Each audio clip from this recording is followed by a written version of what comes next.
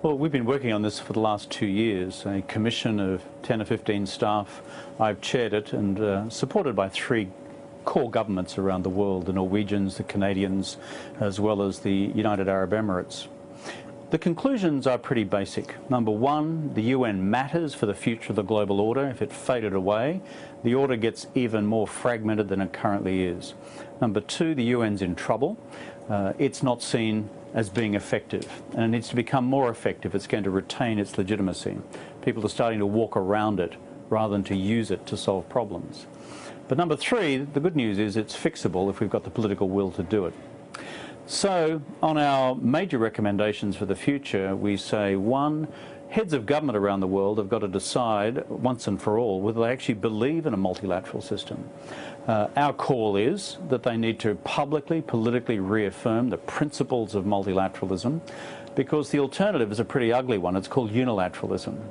Multilateralism may be inefficient, unilateralism is predatory. That's the big difference. Number two, the UN, we recommend, needs to apply a new doctrine of prevention, of crisis prevention, across peace and security, but also across key questions such as climate change. Because prevention is always better, more effective and cheaper than the cure. And unfortunately, the UN has evolved in a way whereby it's become almost 95% reactive and only 5% proactive.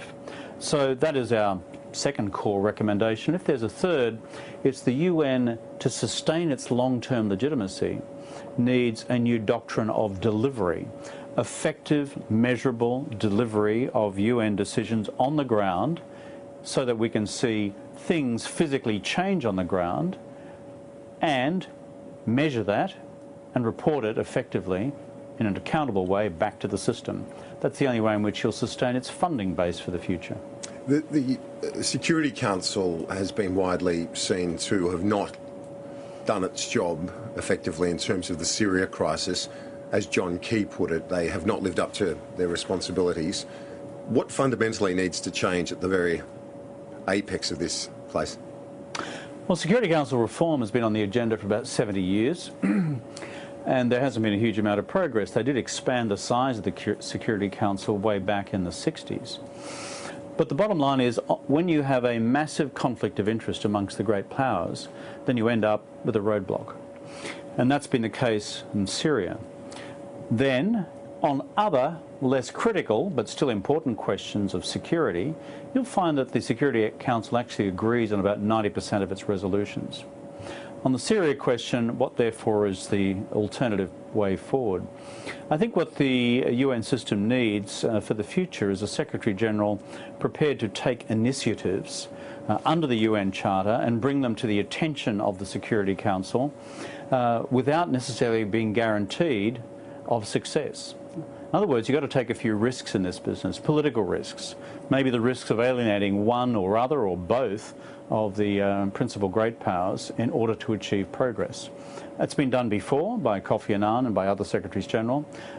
It needs to be done again in the future when you reach an impasse such as we've seen with Syria and with an appalling loss of life in a conflict which has now raged for more than 5 years. President Poroshenko of the Ukraine wants the veto to go for obvious reasons, but do you think that the veto issue is at the core as well? If one of the great powers, as you describe them, disagrees, then they stop the whole show.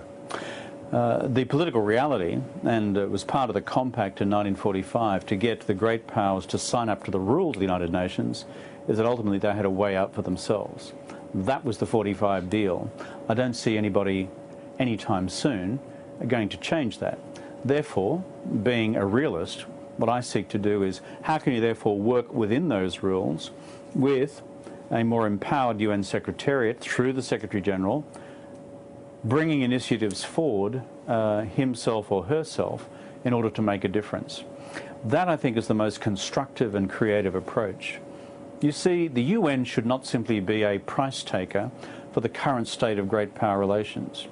It can also be a price setter through its own independent agency in taking initiatives forward, and in fact be a bridge builder between the great powers when those relationships are in trouble, as they are at present between Russia and the US.